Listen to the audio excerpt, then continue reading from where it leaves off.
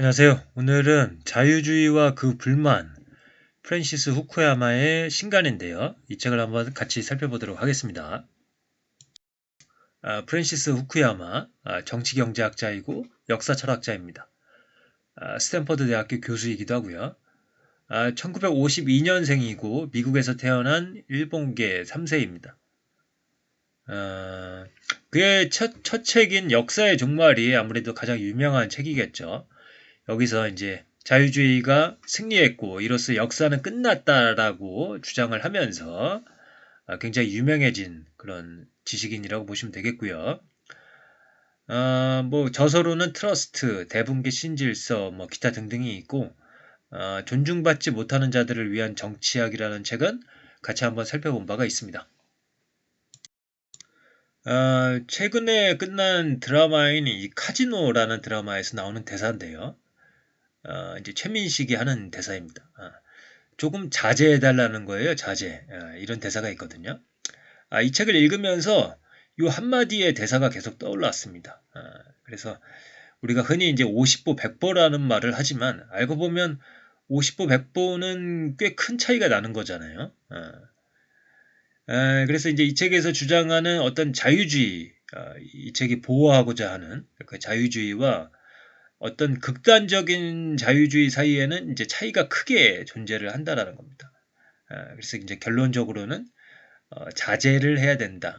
절제된 자유주의를 이야기를 하는 것이 이 책이다. 이렇게 이해를 하고 있습니다. 이 책은 고전적 자유주의를 방어하기 위한 것이다. 내가 지칭하는 자유주의는 17세기 후반에 처음 등장한 법률, 그리고 헌법에 의해 정부의 권력이 제한되고 그러한 정부의 관할 하에 살고 있는 개인의 권리를 보호하는 제도들을 창출하는 신조를 말한다. 내가 말하는 이 자유주의는 미국에서 쓰이는 자유지상주의, 즉 정부 자체에 대한 적대에서 성립된 특정한 신조와도 다르다. 이러한 자유주의는 민주주의와 개념적으로도 이제 구분이 되는데요. 민주주의는 인민에 의한 지배, rule by the people을 지칭하며 오늘날 보통선거 워칭과 함께 자유롭고 공정한 정기 다당제 선거로 제도화된다. 내가 의미하는 자유주의는 법의 지배, rule of law로서 집행 권력을 제한하는 형식적인 규칙들의 체계를 의미한다. 선거를 통해 민주적으로 정당성을 부여받은 행정부의 경우에도 법에 의해 제한을 받는다. 이 민주주의와 자유주의는 적절한 정부 운영의 세 가지 축 중에 두 개의 축을 담당하고 있는데 나머지 한 축인 근대국가, 머던 스테이트를 제약하는 데 중대한 역할을 하고 있다. 오늘날 자유민주주의의 위기는 엄밀하게 말해서 민주주의의 문제라기보다는 우선적으로 자유주의 제도를 둘러싸고 전개되고 있다. 더욱이 경제성장과 근대세계의 번영에 훨씬 더 연관된 것은 민주주의라기보다는 자유주의이다. 이러한 자유주의 사회의 정당성을 입증하는 세 가지 논거가 있습니다. 첫 번째는 실용적인 이유인데 자유주의는 폭력을 규제하면서 다양한 사람들이 서로 평화롭게 살아가기 위한 하나의 방식이다. 두 번째는 도덕적인 것이다. 자유주의는 기본적으로 인간 존엄성을 보호하는데 특히 인간적 자율성, 즉 각 개인들이 선택할 수 있는 능력을 보호한다. 세 번째는 경제적인 것이다. 자유주의는 재산권과 거래의 자유를 보호함으로써 경제성장과 그 성장에서 나오는 모든 좋은 것들을 증진시킨다.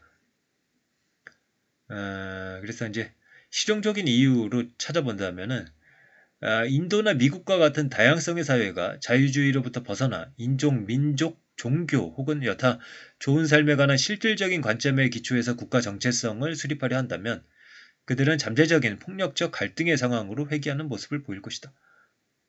또한 이 자유주의 사회는 시민들에게 자율성에 대한 평등한 권리를 부여함으로써 인간적 존엄성을 보호한다. 시간이 지나면서 자율성은 정치적 권력을 공유하고 투표권을 통해 자치정부에 참여할 수 있는 권리를 포함하게 되었다. 이에 따라 자유주의는 집단적 자율성의 표현으로 볼 수 있는 민주주의와 접목되어 왔다. 그 다음에 이제 세 번째 내용으로 강한 사유재산권을 먼저 성립한 두 유럽 국가는 영국과 네덜란드였는데 두 경우 모두 사업가들로 이루어진 상업계층을 발달시키고 폭발적인 경제성장을 목도했다. 그래서 이 세 가지가 자유주의 사회의 정당성을 입증한다. 이렇게 이야기를 하고 있습니다.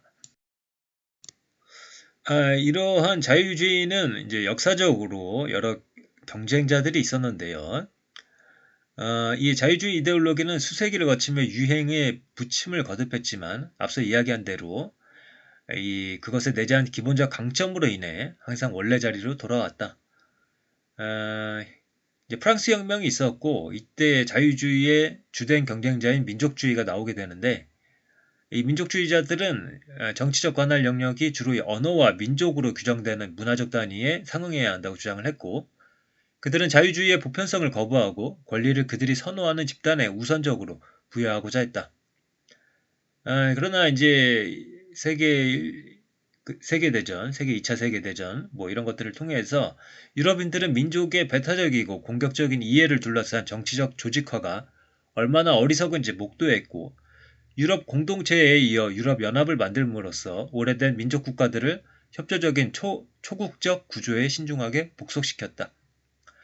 그 다음 경쟁자가 공산주의인데 자유주의는 결과의 평등으로 이어지지는 않으며 프랑스 혁명기부터 지속적으로 재산권의 보호를 주창한 자유주의자들과 강한 국가를 통해 부와 소득의 재분배를 추구한 좌파 세력 사이에는 강력한 긴장이 존재했다. 마르크스주의는 노동자 계층의 궁핍함이 심화되리라고 예견했지만 이는 결코 일어나지 않았고 오히려 노동자 계층의 사람들은 그들의 소득이 증가하는 것을 보았고 자유주의 체제의 반대자에서 지지자로 변했다. 1950년대부터 1970년대에 이르기까지 프랑스 말로 영광의 30년이라 불리는 이 기관은 선진 세계에서는 자유주의의 전성기였다. 그런데 이러한 자유주의가 극단으로 치달으면서 이제 문제가 되는 건데요. 대다수 신조나 이데올로기는 진실되고 심지어는 신성한 계시에 가까운 핵심적 통찰로 시작되지만 극단의 방향으로 추구될 경우 잘못되기 마련이고 이때 그 신조는 소위 교조적이 되고 만다. 자유주의는 우파와 좌파 지지자들 모두에 의해 극단으로 치우치는 모습을 보여왔고 이때 자유주의의 원칙 자체가 손상됐다. 자유주의의 핵심적 사상 중 하나는 개인적 자율성에 높은 가치를 부여하고 보호하는 것이다. 그러나 이러한 기본적 가치를 실행에 옮기는 일은 과도해질 수 있다. 우파 측에서 자율성은 우선 국가의 간섭 없이 자유롭게 경제적으로 사고파는 권리를 의미했다. 이러한 관념이 극단으로 치우치면서 경제적 자유주의는 신자유주의로 변질되면서 기괴한 불평등의 모습으로 이어졌다. 좌파 입장에서 자율성은 라이프 스타일의 선택과 가치 부여에 대한 사적 자율성, 그리고 사회에 의해 부과되는 사회적 규범에 대한 저항을 의미했다. 이러한 좌파의 길을 따라간 자유주의는 근대의 정체성 정치로 전개되었고 관용이라는 자유주의 특유의 전제는 약화되기 시작했다. 이런 자유주의의 극단적인 유형들은 반발을 야기했는데 이것이 오늘날 자유주의를 위협하는 우파 포퓰리스트와 좌파 진보운동의 원천이 되었다. 이 자유주의는 2021년에 이르기까지 15년 동안 줄곧 내리막길을 걸어왔다. 이 확립된 자유민주주의 체제들에서 즉각적인 공격을 받은 것은 자유주의적 제도들이었다. 이 우파 포퓰리스트들 모두 정당하게 당선이 되었지만 그들은 자신이 받은 민주적 권위를 우선적으로 자유주의적 제도들을 공격하는 데 사용했다. 헝가리의 오르반은 그의 지지자들로 법관을 임명하고 상당수의 미디어를 동맹 세력의 통제하에 두는데 꽤 성공적이었다. 트럼프는 법무부, 정보기관, 법원과 같은 제도를 약화시키는 데는 덜 성공적이었지만 그의 의도 자체는 거의 오르반과 같았다고 이야기를 합니다. 그리고 미국 제도들에 대한 트럼프의 많은 공격 중에서 지금껏 가장 심각했던 것은 2020년 대통령 선거에서의 패배를 인정하지 않고 그의 후임자에게 권력을 평화적으로 이양하지 않으려는 모습이었다. 이 좌파 진보자들의 비판은 자유주의 사회가 모든 집단을 평등하게 대우한다는 스스로의 고유한 이상에 부응하지 못했다는 그 자체로는 합당한 비난에서 비롯된 것이었다. 그러나 이러한 비판이 확장되면서 자유주의 자체가 딛고선 기본 원칙들, 즉 집단보다는 개인의 중점을 둔 권리 부여, 헌법과 자유권이 기초한 보편적 인간 평등의 전제, 그리고 진리를 포착하기 위한 의사표현의 자유와 과학적 합리주의의 가치 같은 것들을 공격했다. 이제 신자유주의에 대한 이야기가 이제 한참 이어지는데요. 1970년대 후반부터 경제적 자유주의가 신자유주의로 변절되었고, 경제적 불평등을 증가시켰고, 엘리트들보다 서민들에게 훨씬 더 피해를 주는 치명적인 재정 위기를 초래했다. 이러한 불평등이 바로 진보주의자들이 자유주의와 그것이 연결된 자본주의 체제의 적대적인 이유의 핵심이다. 이 신자유주의 정책이 시행된 지 한 세대가 지나 2010년대 즈음에 나타난 결과는 총소득이 그 어느 때보다 높지만 국가 내부의 불평등 또한 크게 증가된 세계의 등장이었다. 경제적 자원을 정치적 권력으로 전환시킬 수 있었던 억만장자들의 등장을 목도했고, 이들은 자기 돈을 세금이 낮은 지역으로 쉽게 옮길 수 있었고, 국가의 재정 수입을 빈곤하게 하고, 이에 대한 정부 규제를 매우 어렵게 만들었다.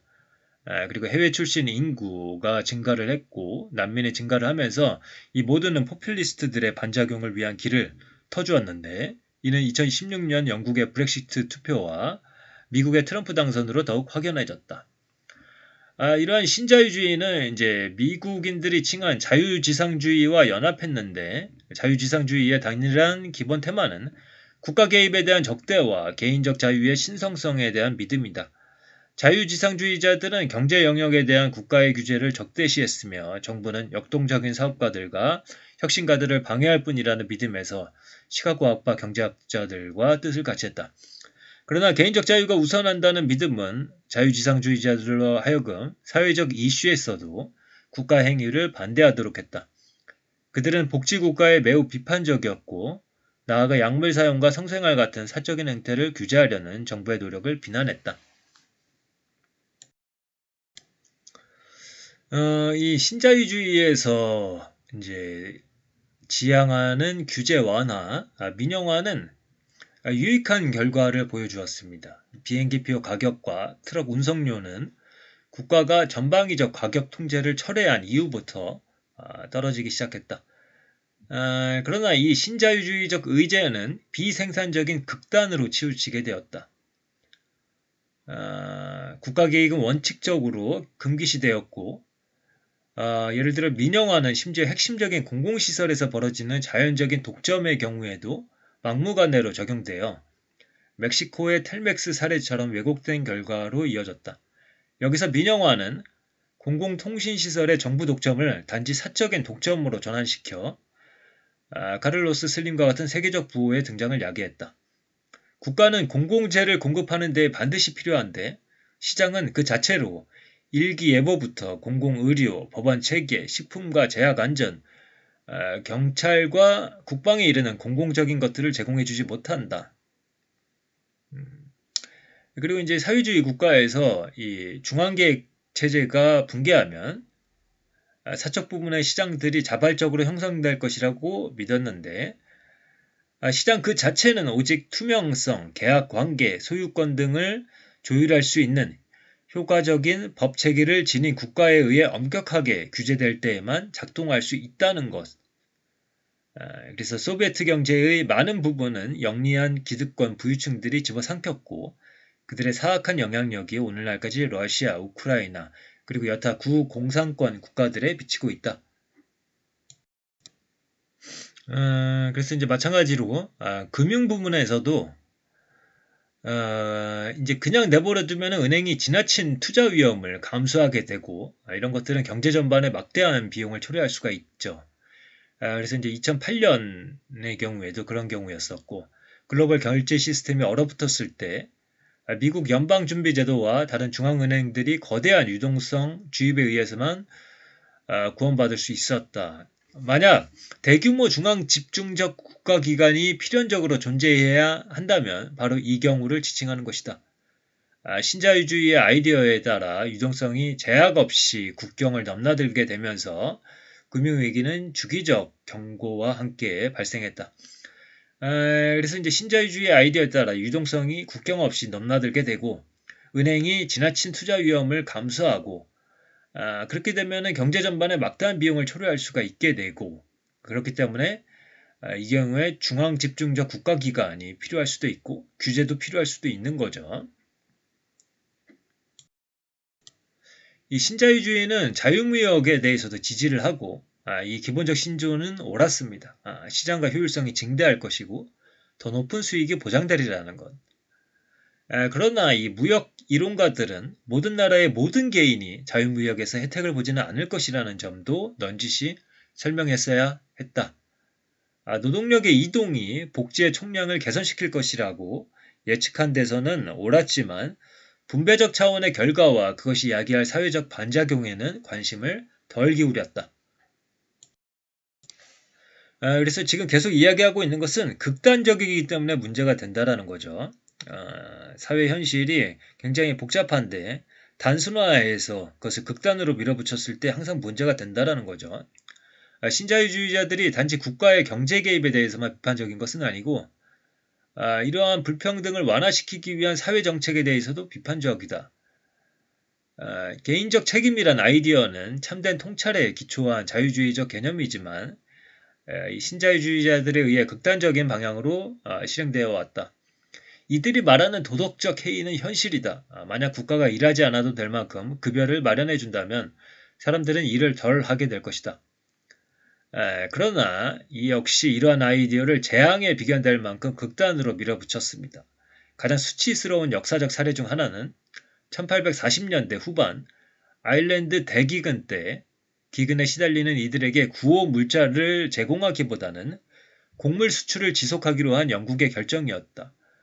결과적으로 아일랜드 인구의 3분의 1이 사망했다.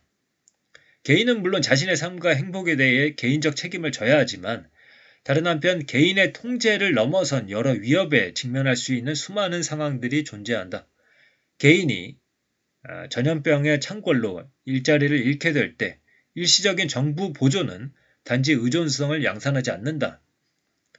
개인이 스스로의 통제를 넘어선 어려운 상황에 처하게 될 때는 국가가 그들을 돕기 위해 개입하는 것을 얼마든지 정당화할 수 있다. 이때 그러한 국가적 도움의 정도는 국가가 지닌 자원과 여타 실행 능력에 달려있다. 이 신자유주의 경제이론은 인간 행태에 대한 우리의 이해를 과도하게 단순화한다는 점을 상기해야 한다. 자유주의 신조의 중심을 차지하고 있는 재산권에 대한 질문도 한번 살펴보죠. 구소련 체제, 쿠바 혹은 베네수엘라와 같이 사유재산의 전반적 국유화를 단행한 나라들은 혁신과 성장에 큰 문제가 있었습니다. 결과물을 정부에 의해 자의적으로 빼앗긴다면 아무도 사업에 진지하게 돈을 투자하지 않을 것입니다. 그러나 이제 이런 측면도 있는 거죠. 기존의 소유권 체계에 대한 강력한 방어는 그 원초적인 소유의 분배가 그 자체로 정의로웠을 때만이 정당화된다. 만약 그 재산이 예초에 폭력이나 강탈로서 취득되었다면, 예를 들어서 이제 농경사회에서 귀족의 선조들은 전사로서 그 영토들을 단순히 무력으로 지배했던 이들이었다. 그리고 이제 일본과 한국 그리고 대만의 경우 1940년대 후반 미국의 후원 아래 대규모 토지개혁을 단행하였고 기존의 큰 봉건 영지들을 와해시켰습니다. 이러한 소유의 재분배는 이후 이 나라들의 경제성장의 기초로서 널리 받아들여져 왔다. 그러니까 이제 재산권을 무조건 지켜야 된다라는 것은 너무나 단순화한다라는 거죠. 이제 토지 개혁 같은 것을 해서 경제 발전을 더 이제 가져올 수도 있는 거고 이런 토지 개혁을 할 때에 또 그 토지를 가진 사람들이 정당하게 그것을 가지고 있었느냐에 대해서 문제 제기를 할 수도 있는 거고 그래서 현실은 그렇게 단순하지 않다라는 거죠. 그다음에 소비자 후생에 관해서도 살펴보면 신자유주의 경제 이론이 소비자 후생을 경제적 웰빙의 궁극적인 척도로 삼았는데 만약 월마트나 아마존이 시장에 진입해서 소상공인들의 생계를 위협한다면 이 소비자 후생의 관점에서는 대형 소매 기업들의 길을 터줘야 한다고 지시를 할 수 있을 겁니다. 왜냐하면 이들이 훨씬 더 낮은 가격의 물건을 판매할 것이기 때문이죠. 그러나 아직도 많은 사회는 경제적 효율성을 희생하더라도 소규모 생산자들을 보호할 수 있고 실제 그렇게 하고 있다. 왜냐하면 소비자 후생과는 구별되는 사회적 선이 존재한다고 믿기 때문이다. 만약 스타벅스가 더 싸고 양질의 커피를 제공한다는 이유로 프랑스의 수천 개 소규모 카페들을 밀어낸다면 프랑스 사회는 과연 더 좋아진다고 말할 수 있을 것인가? 누군가는 소비자 후생 그리고 이웃이나 삶의 방식들과 같이 손에 잡히지 않는 선 사이의 절충은 민주적으로 선택할 수 있어야 한다고 주장할지도 모른다. 이 선택이 어떻게 이루어질 수 있을지를 제시하는 경제 이론은 없지만 민주적 논쟁을 통해서 결정될 수 있다.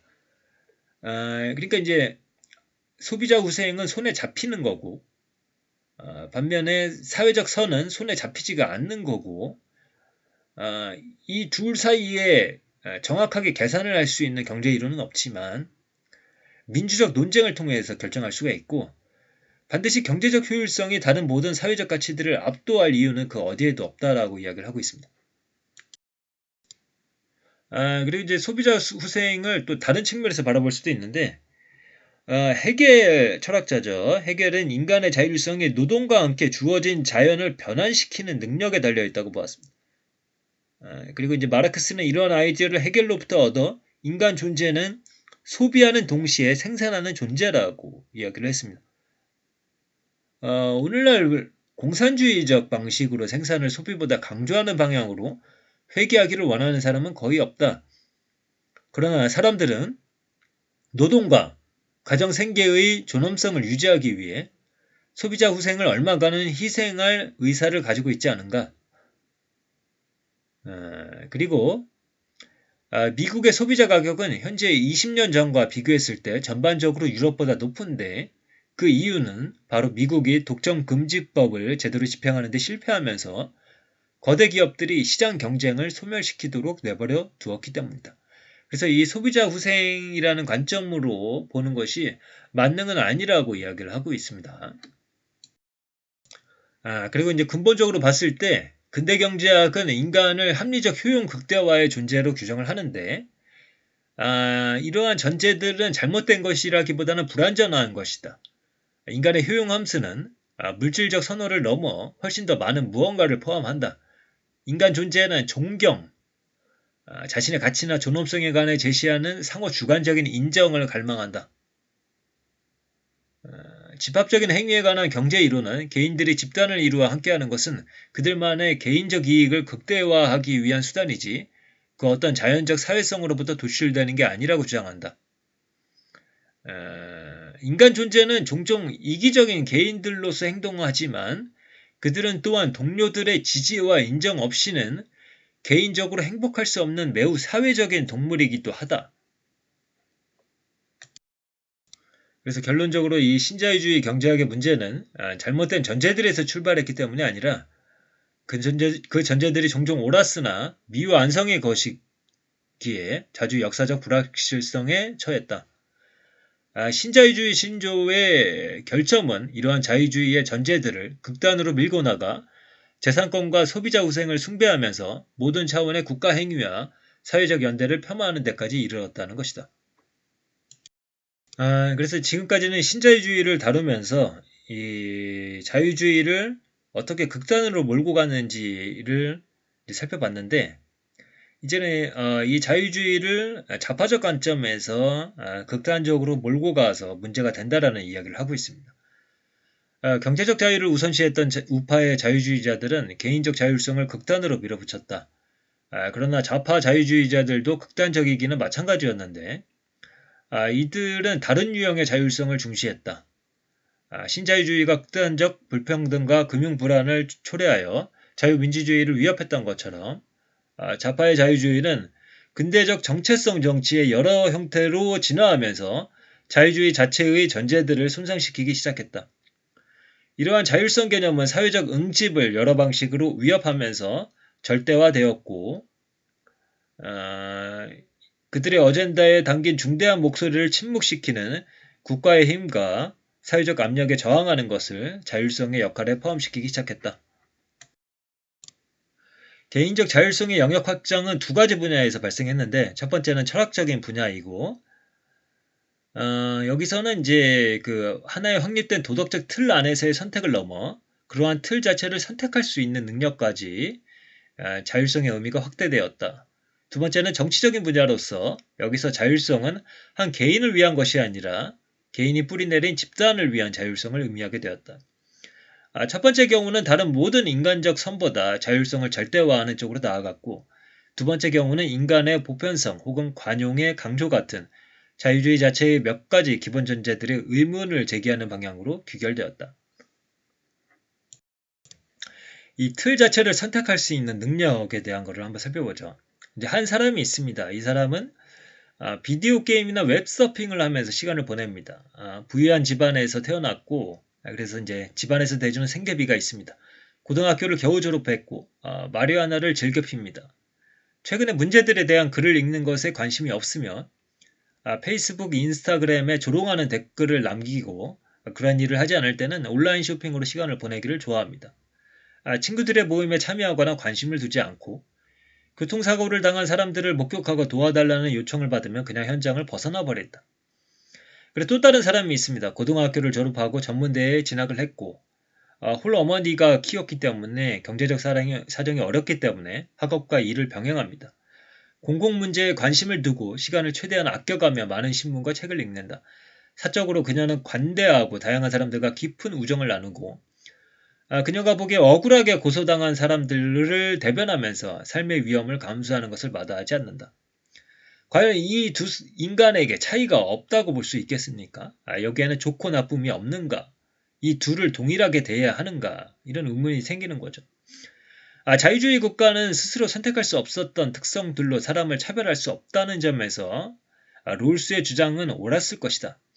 그러나 이 두 사람의 차이는 인격적인 특성 차원에 있으며, 인격은 개인들에 의해 의도적으로 길러질 수 있는 것이며 그들의 자율성의 중요한 부분을 차지한다. 그래서 이제 이 부분을 읽으면서 이제 좀 잘 이해가 안 가실 수도 있겠는데, 이해를 돕기 위해서 제가 이해한 방식으로 설명을 드리자면 뭐 이렇습니다. 제가 이제 대학교 때 이 포스트 모던적인 어떤 텍스트를 한참 읽을 때 이제 친구와의 대화에서 이제 굉장히 이제 가치들의 아노미 같은 것들을 이야기를 했죠. 뭐 지켜야 될 가치도 없고, 뭐 그런 거다. 그런 걸 지켜야 될, 그런 걸 누가 이야기를 해줬는가, 뭐 이런 식으로 이야기를 했을 때, 제 친구가 이제 마르크스주의자였거든요. 굉장히 운동권 친구였고. 근데 그 친구가 의외로 저한테 이렇게 이야기를 하더라고요. 그래도 지켜야 하는 것은 있다고 믿는다. 사람으로서, 인간으로서 지키고 살아가야 하는 것들은 있다고 믿는다. 이런 이야기를 했었거든요. 그게 굉장히 인상적인 대화로 남아 있습니다. 인간으로서. 그래도, 그건 좀 아니지 않아? 그럼 그래도 그렇게 해야지. 그게 좋잖아. 라는 그런 것들이 있다라는 거죠. 프랜시스 후쿠야마가 이거를 이야기하고 있다고 저는 생각을 합니다. 이제 롤스 철학자의 주장은 칸트와 유사한 관점에서 정의는 선에 우선한다는 것으로서, 여러 선들에 대한 선택을 보호하는 규칙들은 개인들이 추구하는 그 어떤 특정한 선보다 우위에 있다라고 이야기를 합니다. 그래서 자율성의 절대화이고 선택의 지위는 고양되어 모든 여타 인간적 선들을 압도한다. 이 롤스의 자유주의는 타인의 삶의 선택에 대한 판단 중지를 요청한다. 실제로 그의 자유주의는 다름과 다양성 그 자체를 억압적인 사회적 제약들로부터 해방으로 칭송하는 경향이 있다. 인간이 지닌 내적 자아와 그것이 지닌 자유가 수많은 기존 제도들에 의해 제약되고 있다. 그래서 많은 영역에서 체제에 대한 저항은 칭송되고 타인에 대해 도덕적 판단을 내리는 것은 비난받는다. 선택할 수 있는 자유는 단지 기존의 도덕적 틀 안에서 행동할 수 있는 자유가 아니라 틀 자체를 선택할 수 있는 자유로 확장된다. 그래서 아까 말씀드린 첫 번째 인간과 두 번째 인간 둘 중에 어떤 게 더 나은 삶인가, 어떤 게 더 좋은 인격인가, 그런 걸 말할 수 없다라는 거죠. 근데 그것에 대해서 프랜시스 후쿠야마는 역시 그건 아니지 않아? 뭐 이런 식으로 이야기를 하는 겁니다. 그래서 이 개인의 주권성에 대한 믿음이 공동체적 결속을 약화시키는 경향을 심화시켰고, 특히 자유주의 시민 공동체 전반을 지탱하기 위해서 필요한 공공의식 같은 미덕으로부터 사람들을 멀어지게 했다. 개인적 주권성에 대한 믿음은 사람들을 가족과 친구들의 작은 공동체에 가두면서 더욱 광범위한 차원의 정치 참여를 어렵게 한다.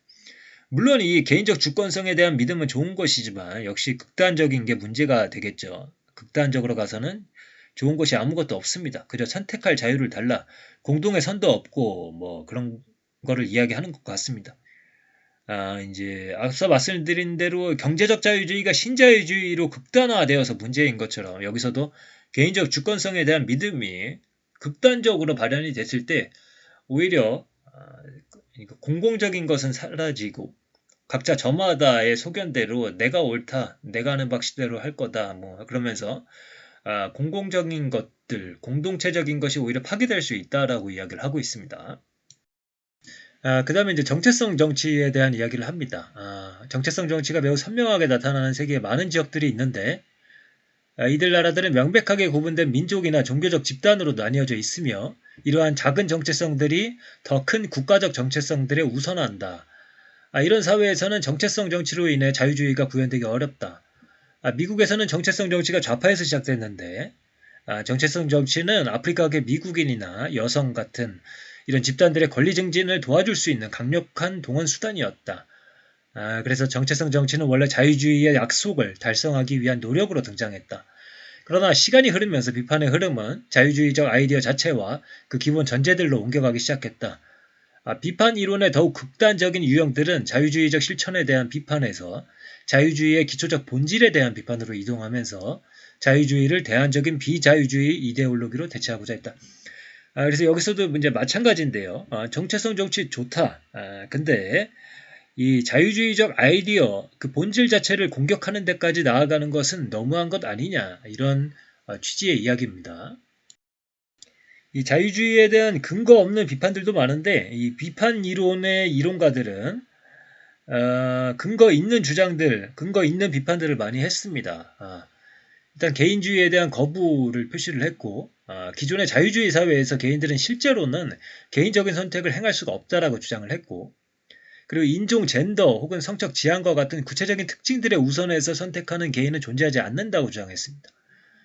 그리고 자유주의가 집단의 중요성을 인식하는 데에 실패한 사실을 거론하는 방향으로 나아갔고요.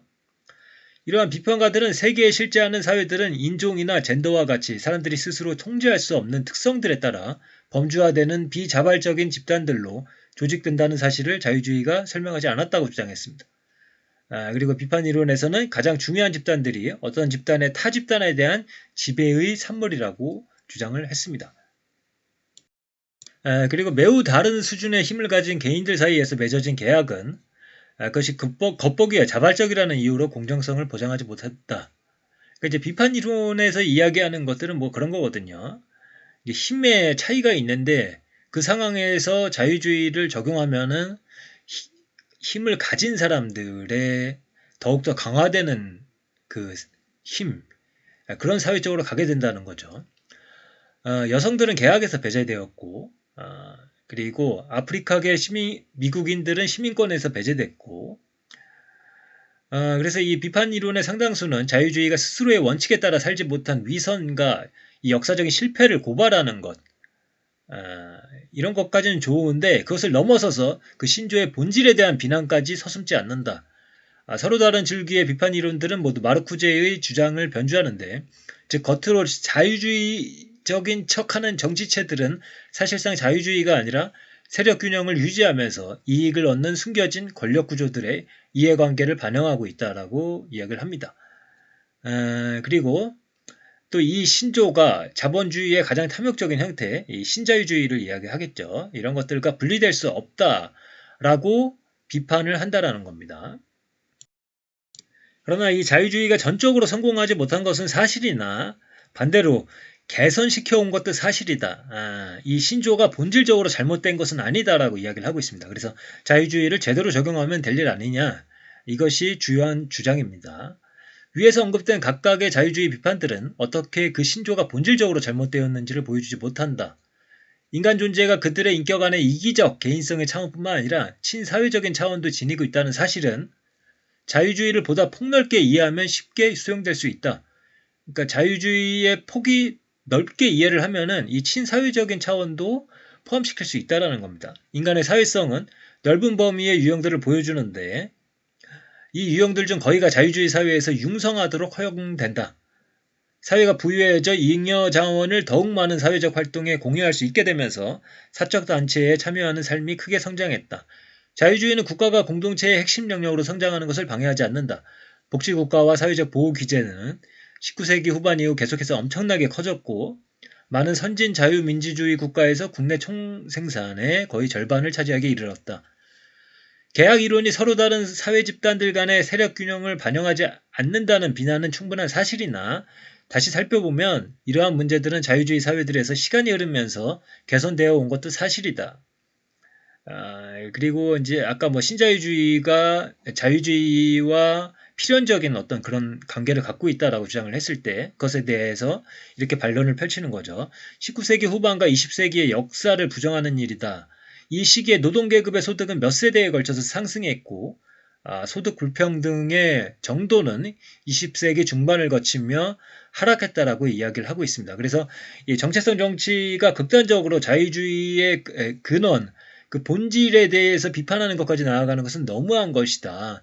자유주의를 폭넓게 적용하면 되는 것이다. 라고 이야기를 하고 있고요. 지금까지의 내용이 이제 꽤 긴데 이 내용이 이제 이 책의 오전까지의 내용이었고요. 오늘은 여기까지 살펴보도록 하겠습니다. 감사합니다.